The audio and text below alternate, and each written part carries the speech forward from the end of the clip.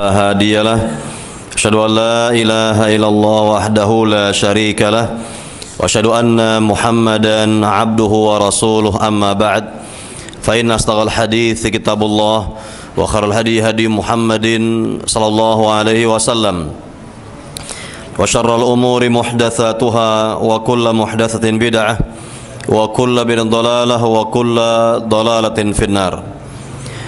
Para jamaah yang dimuliakan Allah Subhanahu wa taala, as-saimin as-saimat yang dimuliakan Allah Subhanahu wa taala. Alhamdulillahi bi ni'matillahi tatimmus shalihat. Segala puji bagi Allah Subhanahu wa taala yang dengan nikmat-nikmatnya terlaksana amal-amal saleh. Para jamaah as-saimin as-saimat yang dimuliakan Allah Subhanahu wa taala, pembahasan kita pada siang hari ini adalah tentang ahkamul Id, hukum-hukum seputar hari raya. Hukum-hukum seputar hari raya. Yang saya ambil di antara referensinya adalah kitab Ahkamul Idain fi Sunnah Al-Mutahharah, hukum-hukum dua hari raya dalam sunnah yang suci, buah karya dari Syekh Ali Hasan Ali Abdul Hamid hafizahullahu taala. Para jamaah yang dimuliakan Allah Subhanahu wa taala, pertama tentang definisi Idul Fitri. Ini perlu kita sampaikan kembali agar kaum muslimin faham dan tidak keliru.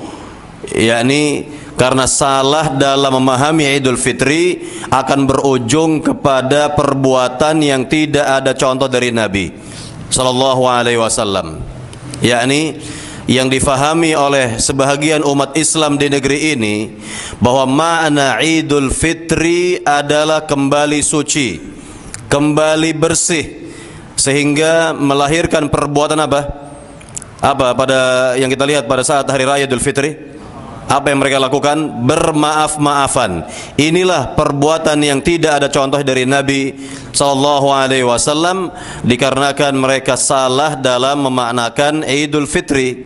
Ya, mereka fahami Idul Fitri itu hari suci, kembali bersih dari dosa, begitu.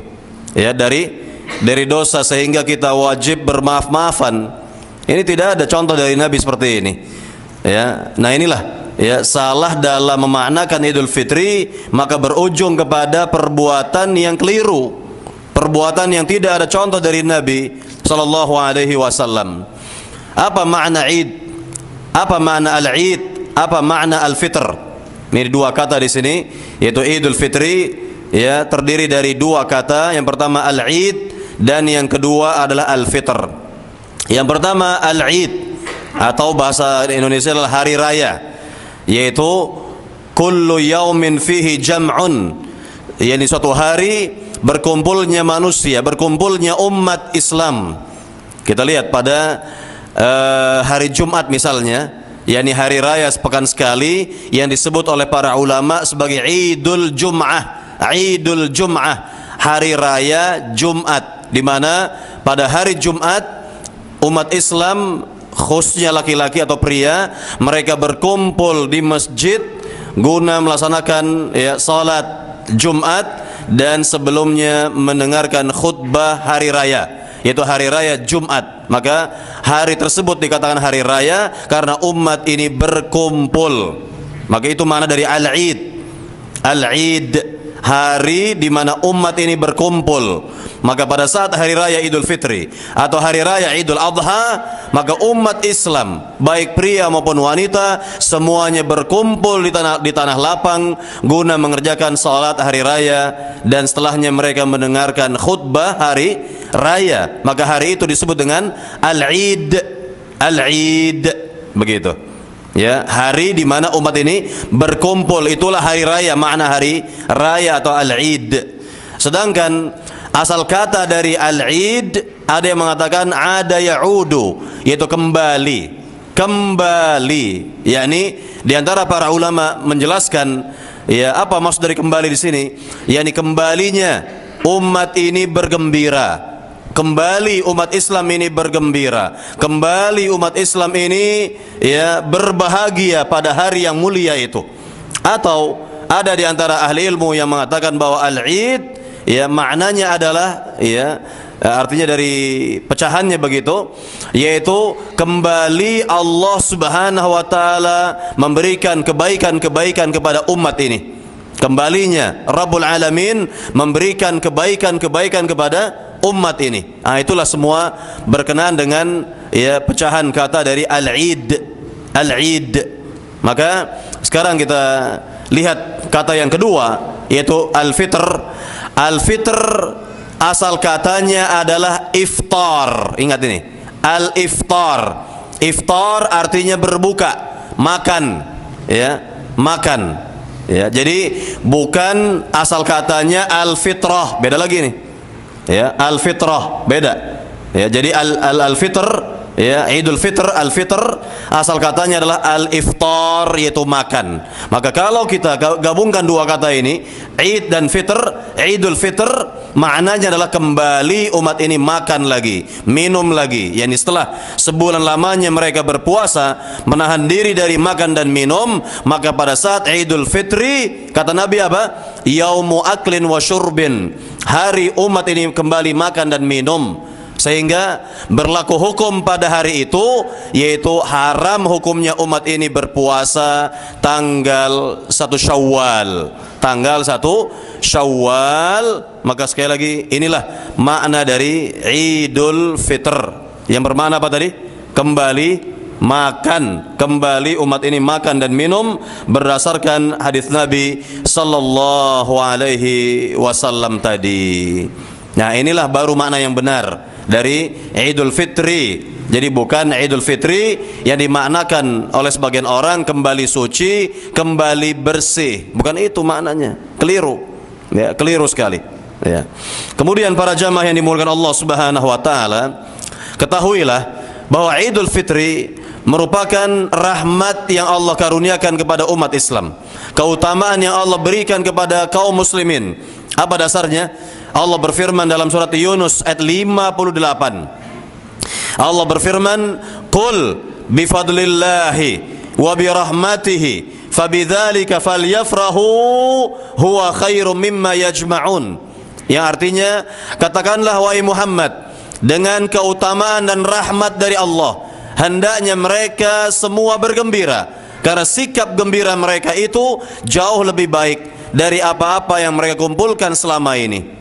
Maka inilah hari kegembiraan, hari umat Islam ini makan dan minum, bergembira. Intinya pada hari itu mereka wajib bergembira, karena hari raya adalah rahmat dan keutamaan yang Allah anugerahkan kepada kaum muslimin. Maka ketika Nabi datang ke negeri Madinah, Nabi melihat orang-orang Madinah sudah memiliki 2 hari raya sejak zaman jahiliyah mereka dahulu, yaitu hari raya Nairuz dan hari raya Mihrajan atau Mahrajan. Apa kata Nabi kepada orang-orang Madinah, kepada kaum Ansar ketika itu?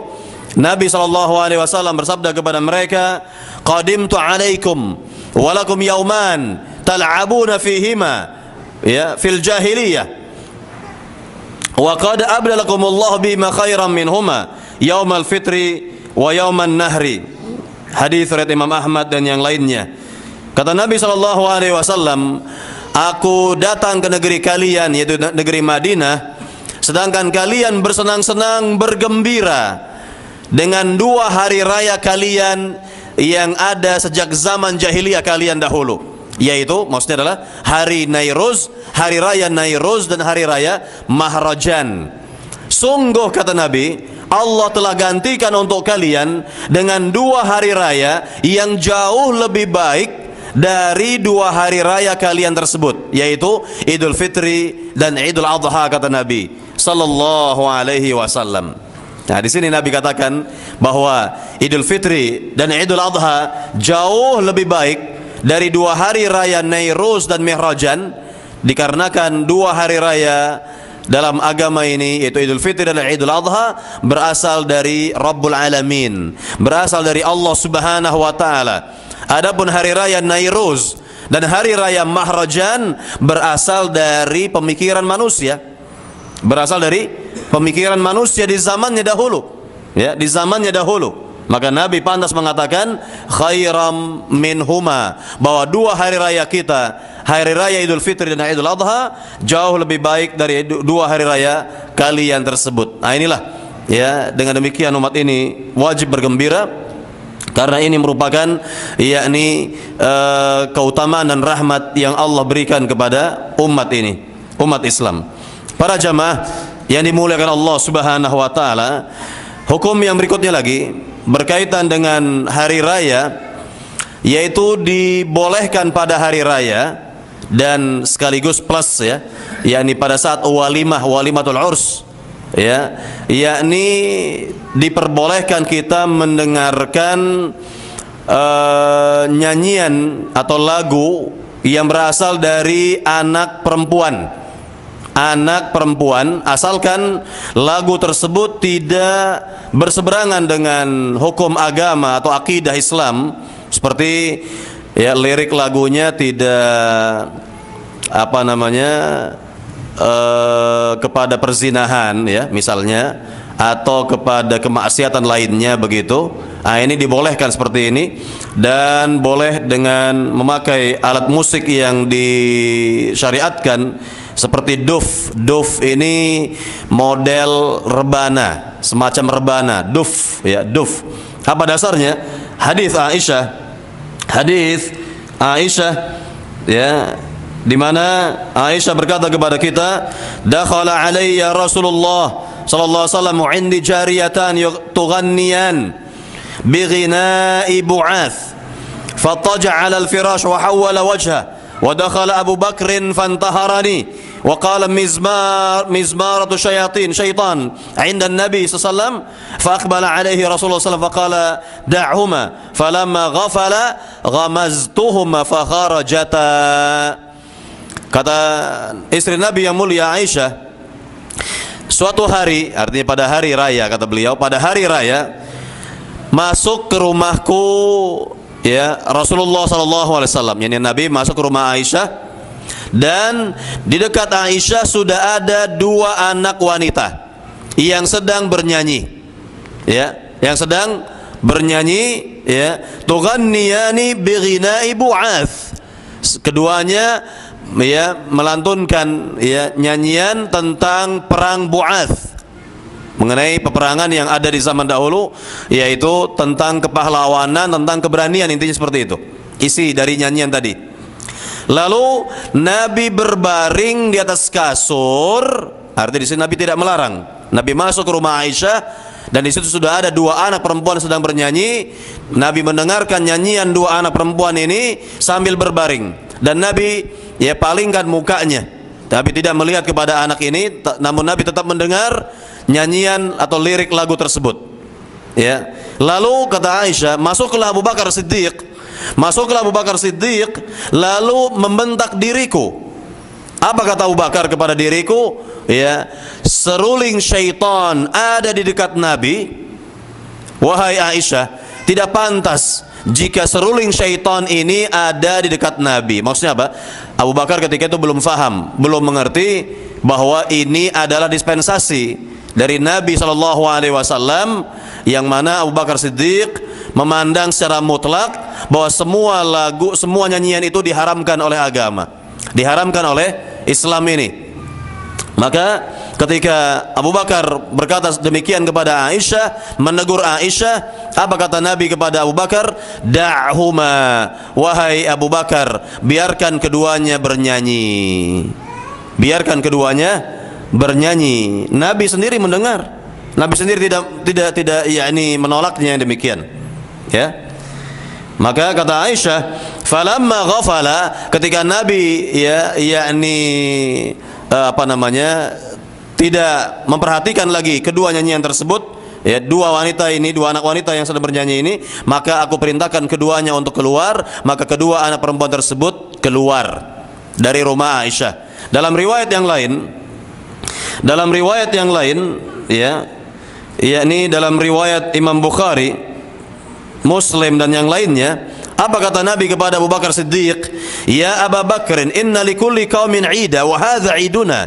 Wahai Abu Bakar, hari ini adalah hari raya kita umat Islam. ya, hari raya kita umat Islam, ya, dan setiap kaum, setiap umat beragama itu memiliki hari raya. Artinya Nabi menjelaskan kepada Abu Bakar Siddiq, wahai Abu Bakar Siddiq, ini nyanyian yang dibenarkan, yang dibolehkan, yaitu pada saat hari raya. Ingat ini, hari raya. Dan sekaligus ketika pada saat apa? Walimatul urs. Ya, walimatul urs. Ini dibolehkan. Ini dispensasi dalam agama ini. Ya, sekali lagi demikian. Para jamaah yang dimuliakan Allah Subhanahu wa taala, ya, ini berkenaan dengan hukum nyanyian pada saat hari raya dan walimatul urs, ya. Asalkan intinya tadi isinya tidak berseberangan dengan akidah Islam. Nah, kemudian yang berikutnya lagi terkait dengan mandi pada saat hari raya dan memakai pakaian yang terbaik, bukan yang baru, ya, nggak mesti baru di sini. Ya, ini yang paling bagus, yang paling baik yang dimiliki oleh seorang. Dari sahabat Ibnu Umar, dalil dari sahabat Ibnu Umar dikatakan di sini, ya, tentang Umar Al-Khattab yang suatu ketika ingin menghadiahkan kepada Nabi baju sutra, baju yang terbuat dari sutra. Yang ketika itu Umar belum faham, belum mengerti di sini, belum tahu dia hukumnya. Akhadha Umar, kata Ibnu Umar, jubbatan min istabraq tuba' fi suq, fa akhadhaha fa ata Rasulullah fa qala ya Rasulullah ibta' hadhihi tajammal biha lil 'id wal wufud. Faqala lahu Rasulullah sallallahu alaihi wasallam innama hadhi libasun man khalaqa lah. Kata Nabi sallallahu alaihi wasallam, ini hadis diriwayatkan oleh Imam Bukhari, Muslim dan yang lainnya. Kata sahabat Ibnu Umar, suatu ketika Umar datang kepada Nabi membawa baju terbuat dari sutra. Kemudian Umar berkata kepada Nabi, wahai Rasul, ambillah, ya, baju ini, engkau bisa berhias, ya, dengan baju ini pada saat hari raya dan dalam, ya, menerima delegasi-delegasi dari negeri-negeri yang jauh itu. Ya, silakan wahai Rasul, engkau manfaatkan, engkau pakai baju ini untuk berhari raya. Inilah syahidnya. Inilah yang menjadi syahid di sini, yaitu, ya, yakni boleh kita berhias diri pada saat hari raya, dengan artian yakni di pagi harinya kita mandi terlebih dahulu tentunya, nanti kita akan lihat penjelasan yang lain, dan memakai pakaian yang terbaik yang kita miliki. Apa kata Nabi mengenai pakaian dari sutra tersebut? Innama hiya libasun man khalaqa lahu. Ketahuilah wahai Umar, pakaian sutra ini adalah pakaian, ya, yaitu bagi orang-orang yang nanti di akhirat tidak mendapatkan, ya, kebaikan, tidak mendapatkan kebaikan di akhirat, kata Nabi SAW. Artinya bagi pria muslim selama hidup di dunia diharamkan baginya apa? Pakaian sutra dan emas. Pakaian sutra dan emas. Kenapa demikian? Karena kedua-duanya akan dipakai olehnya jika dimasukkan ke dalam surga oleh Allah, akan dipakai nanti di dalam surga. Pakaian dari sutra dan emas. Maka ini dilarang selama hidup di dunia bagi pria muslim. Bagi pria muslim tidak dibenarkan, tidak dibolehkan untuk dipakai selama hidup di dunia, karena nanti di akhirat akan menjadi perhiasannya di surga kelak. Dan ini bagian dari ujian, ya, untuk menguji keimanan seorang hamba. Sampai di mana keimanannya? Sampai di mana keimanannya? Jika ia beriman kepada Allah dan Rasulnya, pasti akan mentaati perintah Allah dan Rasulnya, tidak akan memakai, ya, emas dan pakaian dari sutra, dan ini dihindari tentunya. Tapi untuk wanita muslimah boleh, ya. Untuk wanita muslimah ini dibolehkan memakai sutra, memakai emas, ya. Para jamaah yang dimuliakan Allah Subhanahu wa taala, kemudian hukum yang berikutnya berkenaan dengan keluar ke tanah lapang. Nah, ini perlu ditegaskan bahwa pada dasarnya sholat hari raya itu di tanah lapang. Kenapa demikian? Karena ini merupakan petunjuk dari Nabi Sallallahu Alaihi Wasallam. Bisa kita bayangkan, ya, Nabi Muhammad ketika hidup di negeri Madinah, Nabi tidak pernah sholat hari raya itu di Masjid Nabawi. Tidak pernah ini. Tidak pernah terjadi walaupun sekali dalam hidupnya. Demikian pula yang dilaksanakan oleh Khulafaur Rasyidin di zaman mereka dahulu. Mereka tetap ya, yakni salat hari raya di tanah lapang dan bukan di Masjid Nabawi. Padahal salat atau sekali salat di dalam Masjid Nabawi berapa pahalanya, Pak? 1000 kali lipat. Luar biasa ini. 1000 kali lipat, namun tidak pernah dikerjakan oleh Rasulullah sallallahu alaihi wasallam. Kenapa demikian? Karena ini merupakan syiar Islam yang besar. Syiar Islam yang besar. Ya, syiar agama Islam yang besar. Ya, dan ini kita lihat di zaman Nabi dan Khulafaur Rasyidin, tabi'in, tabi'ut tabi'in, begitu kurang lebih. Ya, mereka salat semuanya pada saat hari raya di tanah lapang. Ya, kecuali kalau misalnya hujan atau tidak ada lagi tempat ya untuk salat ya di luar masjid. Seperti kalau kita misalnya di negeri kita, sebagian umat Islam menyelenggarakan sholat hari raya itu di jalan raya misalnya, di-skat dulu sebagian jalan raya untuk sholat. Ini bagus seperti ini syiar Islam. Ya, ini bagus seperti ini. Nah, kalau tidak ada ini semua, tidak ada tanah lapang, tidak ada jalan raya yang bisa dipakai untuk sholat Id, maka silakan di masjid. Ini pengecualian kalau memang seperti itu keadaannya. Seperti hujan juga hujan sehingga lapangan becek misalnya, nggak mungkin kita sholat di lapangan yang becek, ya silakan di masjid. Ini pengecualian. Ini adalah pengecualian. Wallahu taala alam. Para jamaah yang dimuliakan Allah Subhanahu wa taala, dalilnya kita dengarkan dari Abu Sa'id Al-Khudri di mana ia mengatakan, kana Rasulullah sallallahu alaihi wasallam yakhruju yaumal fitri wal adha ilal musalla fa awwalu syai'in yabda'u bihi shalah. Kata beliau, adalah Nabi selalu ketika keluar dari rumahnya untuk salat hari raya Idul Fitri dan salat hari raya Idul Adha, yaitu beliau menuju musalla. Ingat, musalla di sini maknanya tanah lapang. Makna musalla ada dua.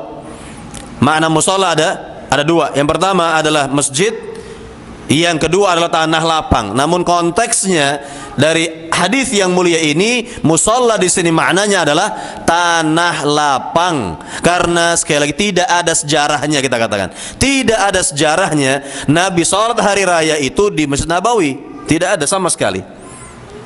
Ya, ini maknanya adalah tanah lapang di sini, begitu. Maka yang pertama kali beliau kerjakan adalah salat hari raya, yakni tentunya sebelum khutbah hari raya, begitu. Ini kebalikan dengan salat Jumat, di mana salat Jumat bagaimana, Pak? Khutbah dulu baru salat. Ya. Untuk salat Idul Fitri dan Idul Adha, salat dulu baru khutbah hari raya. Baru khutbah hari raya dibalik, ya, dibalik, begitu. Para jamaah yang dimuliakan Allah Subhanahu wa taala, kemudian hukum yang berikutnya, pulang dan pergi, yakni pergi ke tanah lapang dan pulang ke rumah. Ya, dikatakan di dalam hadis bahwa Nabi SAW ketika pulang dan pergi dan pulang itu, beliau mengambil dua jalan yang berbeda. Ketika pergi ke tanah lapang, pergi menuju tanah lapang, beliau mengambil jalan A. Ketika pulang ke rumah, beliau mengambil jalan B. Ya, hadisnya adalah hadis Jabir bin Abdullah. Dikatakan oleh beliau dalam riwayat Bukhari, kana Nabi sallam idza kana yauma 'idin khalafa tariq. Adalah Nabi biasa beliau, ya, ketika beliau pada saat hari raya, beliau mengambil dua jalan yang berbeda. Ini ingat, ini kalau memungkinkan. Kalau kita bisa dan mungkin di wilayah kita, di daerah kita salat hari raya, kita bisa mengambil dua jalan yang berbeda, itu lebih baik. Karena inilah contoh dari Nabi sallallahu alaihi wasallam. Nah, di sini ulama menjelaskan apa hikmahnya, ya, mengapa Nabi mengambil dua jalan. Dijelaskan hikmah yang pertama adalah agar Nabi dapat menyampaikan salam, menebarkan salam kepada orang-orang yang dijumpainya pada dua jalan tersebut. Ini hikmah yang pertama. Hikmah yang kedua, agar terlihat oleh orang-orang tentang syiar Islam yang besar ini. Ya, syiar Islam yang besar terlihat oleh orang-orang lain, non-muslim maksudnya.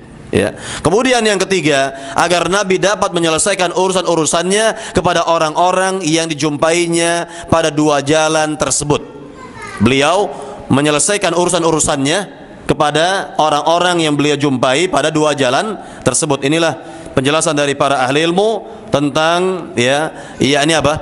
hikmah di balik itu semua. Kemudian kita lihat lagi hukum yang berikutnya berkaitan dengan takbir, terkait dengan takbiran. Pertama, takbiran Idul Fitri waktunya sangat singkat, yaitu di pagi hari raya ketika kita keluar dari rumah menuju tanah lapang, ini terus bertakbir. Mulai kita keluar dari rumah, kita bertakbir, terus bertakbir, ya, sampai tiba di tanah lapang, terus bertakbir, masing-masing bertakbir, dan berakhir sampai imam berdiri akan mengimami sholat Id. Jadi waktunya sangat singkat, dengan pengertian tidak ada istilah malam takbiran. Tidak ada istilahnya malam takbiran, tidak ada itu istilahnya malam takbiran. Karena contohnya dari Nabi dan para sahabat, kapan mereka bertakbir? Yaitu ketika di pagi hari raya Idul Fitri, ketika mereka menuju tanah lapang, ya, sampai imam berdiri akan sholat, ya, hari raya. Dasarnya, ya, pertama dari ayat Al-Quran, dari surat Al-Baqarah ayat 185, Allah berfirman, walitukmilul iddata walitukabbirullaha ala ma hadakum wala'allakum tashkurun, yaitu agar kalian, ya, menyempurnakan bilangan, yakni bilangan bulan Ramadan, begitu diantaranya, dan kalian bertakbir kepada Allah Subhanahu wa taala atas apa yang Allah berikan kepada kalian dari petunjuk, dan agar kalian menjadi orang-orang yang bersyukur kepada Allah Subhanahu wa taala. Ya, ini dasar yang pertama dari, ya, yakni ayat Al-Qur'an Al-Karim. Kemudian dari hadis Nabi sallallahu alaihi wasallam yang diriwayatkan oleh Imam Ibnu Abi Syaibah dan yang lainnya, ya, dan disahihkan oleh Syekh Al-Albani dalam kitab silsilahnya, dikatakan di sini, kana yakhruju yaumal fitri fayukabbiru hatta ya'tiyal musalla wa hatta yaqdiyas salata fa idza qudiyas salah fa idza qada salah qata'at takbir.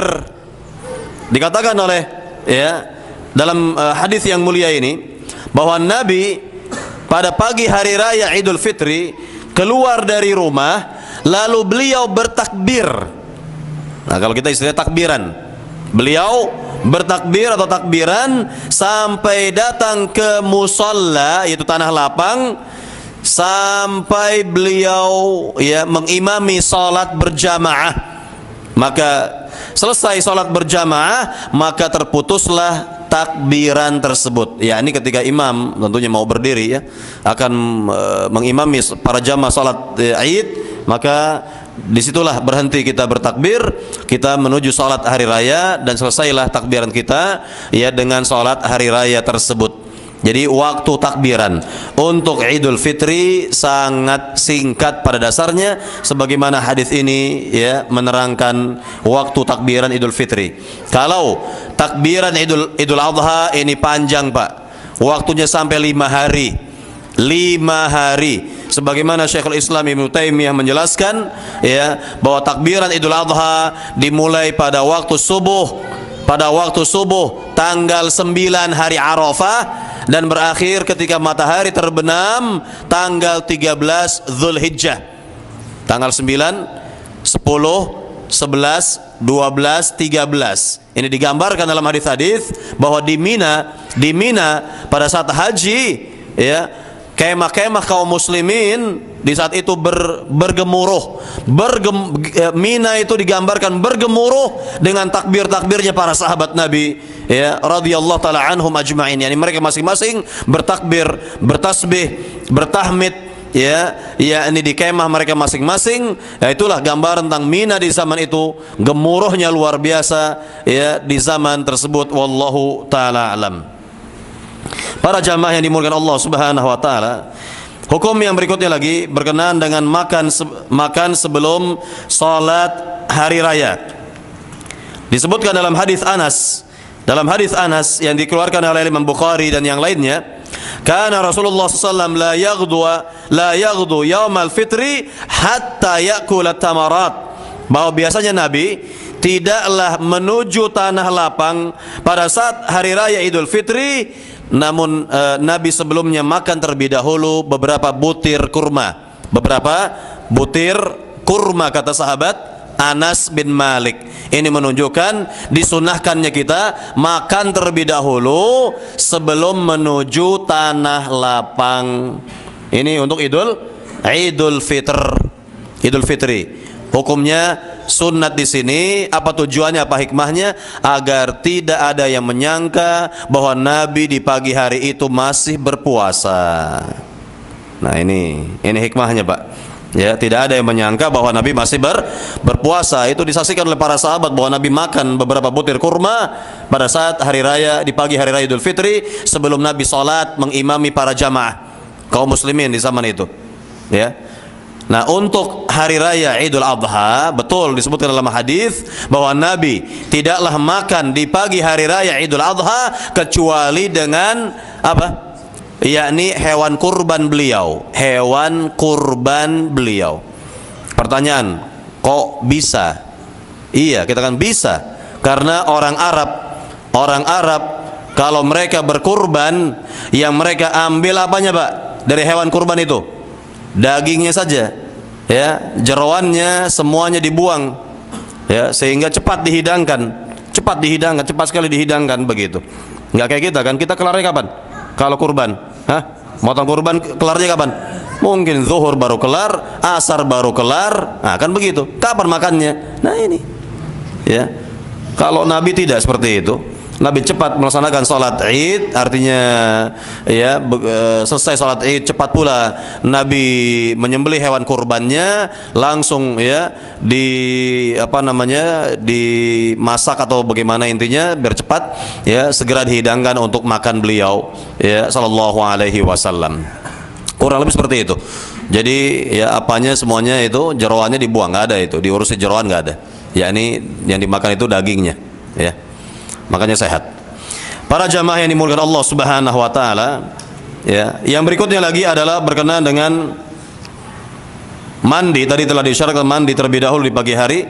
Dari sahabat Nafi' bahwa Ibnu Umar dikatakan kana yaghtasil yaumal fitri qabla an yaghdwa ila al-musalla, bahwa sahabat Ibnu Umar biasa beliau mandi di pagi hari sebelum menuju tanah lapang. Artinya ini adalah kebiasaan para salafus salih, bahwa sebelum mereka menuju tanah lapang mereka mandi terlebih dahulu, kemudian memakai pakaian yang terbaik ya untuk salat hari raya. Kemudian hukum yang berikutnya lagi, apakah ada salat ya qabliyah atau ba'diyah terkait dengan salat hari raya? Bagaimana, Pak? Tentu tidak ada. Tidak ada salat qabliyah wala ba'diyah, apalagi salat tahiyat lapangan. Ini tidak ada ini. Ya, tidak ada ya. Jangan aneh-aneh ini. Ya, dari sahabat Ibnu Abbas dikatakan di sini, "Anna Nabi sallallahu alaihi wasallam shalla yaumal fitri raka'ataini lam yusalli qablaha wala ba'daha," kata beliau. Bahwa Nabi sallallahu alaihi wasallam salat hari raya Idul Fitri 2 rakaat yang tidak ada salat sebelumnya dan tidak pula sesudahnya. Artinya tidak ada qabliyah, tidak ada ba'diyah. Ya. Kemudian yang berikutnya lagi, hukum salat hari raya. Ini dipersisikan oleh para ulama mengenai hukum salat hari raya. Namun insyaallah pandangan yang lebih kuat yang mengatakan bahwa salat hari raya itu adalah wajib, maka ini adalah kuat pandangannya insyaallah taala. Apa dasarnya? Dasar yang mengatakan bahwa salat hari raya Idul Fitri dan hari raya Idul Adha adalah wajib. Pertama, dalilnya adalah firman Allah Subhanahu wa taala dalam surat Al-Kautsar. Allah berfirman, "Fashalli li rabbika wanhar." Dalam tafsiran sebagian ahli ilmu, mereka menafsirkan salat hari rayalah engkau wahai Muhammad dan berkurbanlah sudahnya. Berkurbanlah setelahnya. Yakni salat hari raya adalah perintah dari Allah Subhanahu wa taala dan perintah mengandung kewajiban, wallahu taala, wallahu a'lam. Kemudian dalil yang kedua dari hadis Nabi sallallahu alaihi wasallam bahwa Nabi mewajibkan seluruh umat Islam di zamannya untuk keluar ke tanah lapang guna yakni melihat, menyaksikan syiar agama Islam yang besar. Di antara mereka adalah para wanita yang sedang haid diperintahkan keluar ke tanah lapang, berada di saf paling belakang guna menyaksikan syiar Islam yang besar dan mendengarkan khutbah hari raya. Ini menunjukkan bahwa salat hari raya hukumnya wajib menurut pandangan ini dan ini insyaallah lebih kuat, wallahu taala alam. Dan juga termasuk dia dasar yang ketiga bahwa salat hari raya adalah wajib kalau salat hari raya bertepatan hari Jumat ini tepat ya hari Jumat jatuhnya, maka berdasarkan hadis-hadis Nabi yang mulia boleh kita memilih, intinya boleh kita memilih untuk tetap melaksanakan sholat Jumat di siang Jumat, atau kita meninggalkan sholat Jumat, tidak mengerjakan sholat Jumat dikarenakan di pagi Jumat kita sudah sholat hari raya, sudah mengerjakan sholat hari raya Idul Fitri atau Idul Adha. Maka ini pilihan bagi umat ini yang berasal dari Nabi yang mulia sallallahu alaihi wasallam. Ya, kita dengarkan penjelasan dari Nabi yang mulia sallallahu alaihi wasallam tentang masalah ini. Ya, misalnya ini banyak hadis-hadis yang menjelaskan masalah ini. Misalnya dari hadis Muawiyah bin Abi Sufyan ya. Ketika ia bertanya kepada sahabat Zaid bin Arqam, apa kata sahabat Muawiyah? Pertanyaannya adalah, "Asyahidta ma'a Rasulullah sallallahu alaihi wasallam 'idain ijtama'a fi yaumin?" Wahai sahabat Zaid, apakah engkau pernah menyaksikan ya salat hari raya bersama Rasulullah yang bertepatan pada hari Jumat? Kata sahabat Zaid, "Na'am, iya pernah. Saya pernah menyaksikan salat hari raya tepat pada saat hari Jumat." Pertanyaan yang kedua dari sahabat Sufyan, Muawiyah bin Abi Sufyan, "Fa kaifa sana'?" Apa yang dilakukan oleh Rasul? Kata sahabat Zaid, "Shallal 'id, thumma rakhasa fil jum'ah, faqala man syaa'a yusalli falyusalli." Nabi pada pagi Jumat salat hari raya di tanah lapang, lalu Nabi memberikan dispensasi keringanan untuk meninggalkan salat Jumat. Apa kata Nabi? Seraya Nabi bersabda, "Man syaa'a yusalli falyusalli." Barang siapa ingin salat Jumat ya silahkan, kata Nabi. Pilihan saja, pilihan. Barang siapa yang ingin salat Jumat ya silahkan. Bagi yang tidak perlu mengerjakan salat Jumat dikarenakan di pagi Jumat sudah dia kerjakan salat hari raya, dan ini menunjukkan bahwa salat hari raya hukumnya wajib. Karena ya kalau dikatakan salat hari raya hukumnya sunat saja, bagaimana mungkin yang sunat bisa menggantikan posisi yang wajib? Ya, ini kalau dikatakan salat hari raya hukumnya sunat, sedangkan salat Jumat hukumnya wajib, bagaimana mungkin yang sunat itu bisa menggantikan posisi yang wajib? Ini menunjukkan bahwa salat hari raya hukumnya wajib karena bisa menggantikan posisi salat Jumat yang wajib itu. Wallahu ta'ala alam. Dalam riwayat yang lain Nabi bersabda ya. Dalam riwayat yang lain Nabi SAW bersabda dalam hadis, dalam riwayat Imam Ibnu, dalam riwayat Al-Imam Abdul Razzaq, "Man arada ayyujammi falyujammi wa man arada ayyajlisa falyajlis," kata Nabi. Barang siapa yang ingin salat Jumat dipersilakan salat Jumat, barang siapa yang tidak ingin salat Jumat silakan duduk di rumah saja, kata Nabi. Artinya pilihan bagi dari Nabi yang mulia sallallahu alaihi wasallam. Namun bagi DKM masjid tentunya jangan meninggalkan masjidnya. Bagi DKM masjid jangan ditinggalkan masjidnya, digembok lagi masjidnya. Nanti umat Islam yang ingin salat Jumat bagaimana? Jadi tetap yakni DKM melaksanakan salat Jumat. Kemudian yang berikutnya lagi berkaitan dengan salat hari raya, tidak ada azan dan tidak ada qomat ya terkait dengan salat hari raya. Dari hadis Jabir bin Samurah dikatakan di sini, "Shallaitu ma'a Rasulullah al-'idaini ghaira marra wala marratain bi ghairi adzan wala iqamah." Saya ya sering salat hari raya bersama Nabi ya, bukan sekali dan bukan pula dua kali, tanpa azan dan tanpa qomat, kata beliau ya radhiyallahu taala an. Ya, tidak pula imam mengatakan as-salatu jami'ah, tidak mengatakan seperti itu ya. Tidak mengatakan as-salatu jami'ah ya. Kemudian sekarang sifat salat hari raya. Sifat salat hari raya. Bagaimana sifat salat hari raya? Pertama, bahwa salat hari raya 2 rakaat. Dikerjakan salat hari raya 2 rakaat. Kemudian yang kedua, setelah ya, takbiratul ihram ada 7 kali takbir. Ada 7 kali takbir. Dan pada rakaat kedua setelah takbir intiqal, takbir perpindahan ya menuju rakaat yang kedua ada 5 takbir. Kemudian pada masing-masing takbir ya menurut pandangan yang lebih kuat tanpa mengangkat kedua tangan ya. Ketika takbir yang 7 tanpa mengangkat kedua tangan, diam saja tangan, diam saja bersedekap. Cukup kita ya membaca lafaz, boleh kita membaca bacaan, boleh juga diam. Boleh juga diam. Kalau kita membaca bacaan antara takbir-takbir tersebut, apa bacanya, Pak? Boleh subhanallah, walhamdulillah, wala ilaha illallah, wallahu akbar. Boleh. Boleh baca itu, boleh diam. Ya, boleh diam saja. Ya. Kemudian yang terkuat dalam pandangan ini tanpa mengangkat kedua tangan dalam 7 takbir ya pada rakaat yang pertama dan 5 takbir pada rakaat yang kedua. Ini berbeda dengan sholat jenazah. Kalau sholat jenazah dengan menggunakan 4 takbir, jelas kita mengangkat kedua tangan ya pada masing-masing takbirnya tersebut. Wallahu taala alam ya, wallahu taala alam. Para jamaah yang dimuliakan Allah Subhanahu wa taala.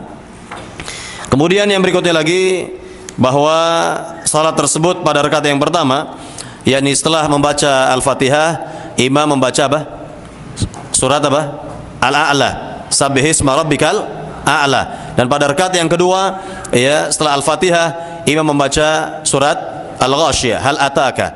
Ya, hal ataka hadithul ghasyiyah dan seterusnya sampai terakhir. Ya, dan tentunya tidak ada sekali lagi doa-doa khusus terkait dengan masalah ini. Langsung imam ya tersebut berdiri menuju khutbahnya ya, dan perhatikan bahwa khutbah hari raya ini tidak sama dengan khutbah Jumat. Artinya kalau khutbah Jumat ada 2 kali khutbah, yakni ada duduk di antara 2 khutbah. Adapun khutbah hari raya tidak memiliki 2 kali khutbah, hanya sekali khutbah saja. Yakni dalam khutbah hari raya tidak ada duduk di antara 2 khutbah karena khutbahnya cuma sekali. Khutbahnya cuma sekali, itulah yang dilakukan oleh Rasulullah sallallahu alaihi wasallam. Ya. Kemudian hukum mendengarkan khutbah. Mendengarkan khutbah hari raya berbeda dengan mendengarkan khutbah Jumat. Kalau hukum mendengarkan khutbah Jumat adalah wajib hukumnya. Adapun mendengarkan khutbah hari raya hukumnya sunnat saja. Sebagaimana penjelasan dari Nabi sallallahu alaihi wasallam ketika beliau akan khutbah, apa kata Nabi? Inna nakhtub, saya akan berkhutbah hari raya. Faman ahabba ayyajlisa lil khutbah falyajlis. Barang siapa ingin duduk mendengarkan khutbah silakan duduk. Wa man ahabba ayadhhaba falyadhhab. Dan barang siapa ingin meninggalkan lapangan ini silakan meninggalkan lapangan, kata Nabi. Dalam hadis riwayat Imam Abu Daud dan yang lainnya dengan sanad yang sahih. Dengan sanad yang sahih. Wallahu taala alam. Inilah hukum-hukum seputar hari raya ya, dan silakan kepada para jamaah ya bertanya jika ada yang ingin bertanya terkait dengan materi ini atau yang lainnya boleh saja. Nah, silakan, Mbak.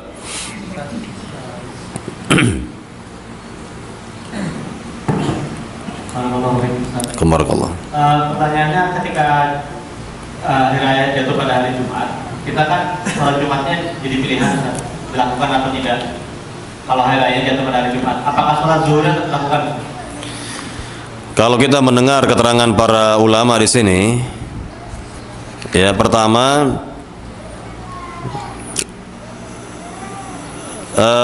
keterangan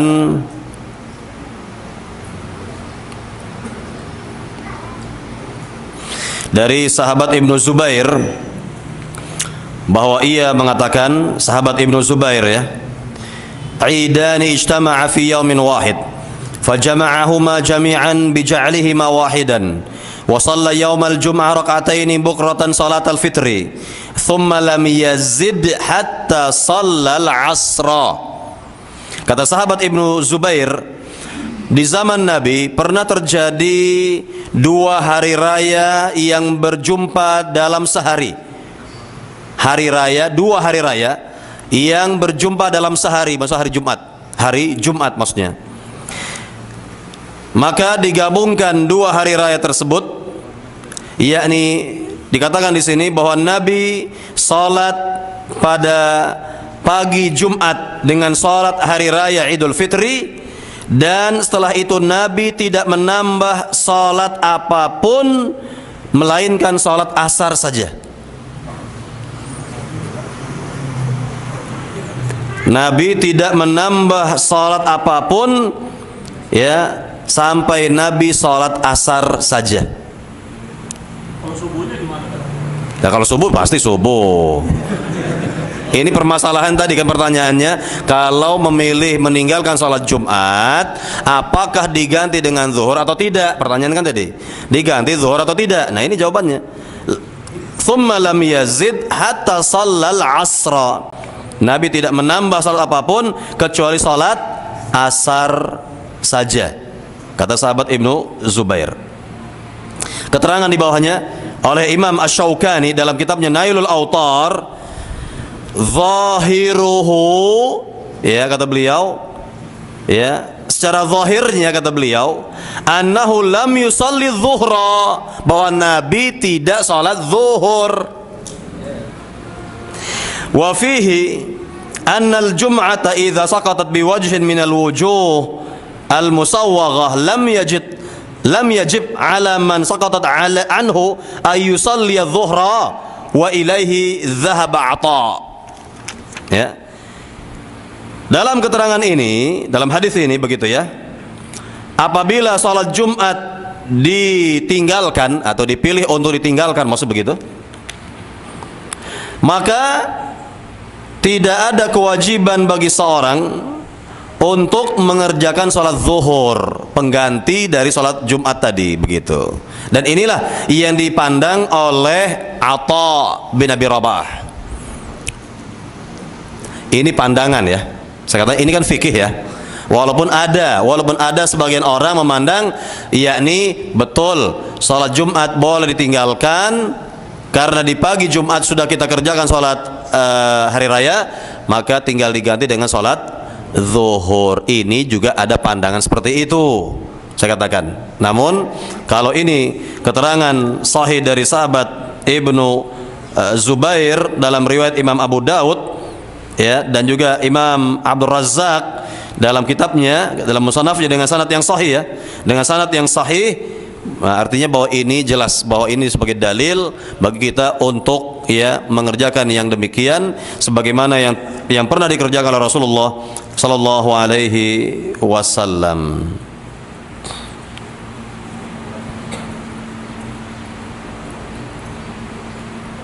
Ya, silakan yang lain. Nah, tadi dikatakan wajib. Bagaimana kalau ada yang masuk, kalau ada yang selamat? Tetap dia mengerjakan sholat sendiri. Misalnya, yakni ketinggalan, sama sekali ketinggalan, ya, mungkin di perjalanan terjadi sesuatu sehingga kok terlambat, tetap dia mengerjakannya sendiri.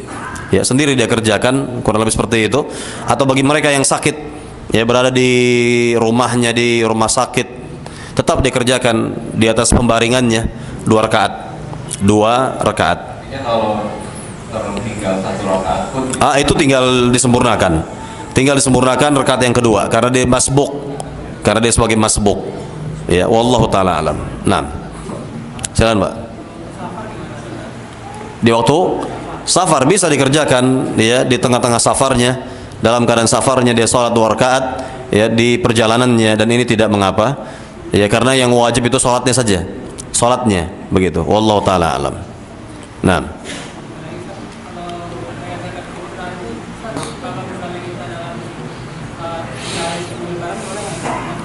Zakat fitrah itu paling tidak 2 hari sebelum hari raya. Paling tidak 2 hari sebelum hari raya. 1 hari atau 2 hari boleh, sampai sholat akan ditegakkan. Ya. Nah, silakan Pak, yang lain. Silakan, ada lagi? Cukup? Baik, saya kira sampai di sini perjumpaan kita pada siang hari ini. Mudah-mudahan yang singkat ini bermanfaat. Lebih kurangnya saya mohon maaf. Wallahu taala alam. Sadaqana Muhammad walhamdulillahirabbil alamin. Subhanakallahumma bihamdik, la ilaha illa anta astaghfiruka wa atubu ilaik. Assalamualaikum warahmatullahi wabarakatuh.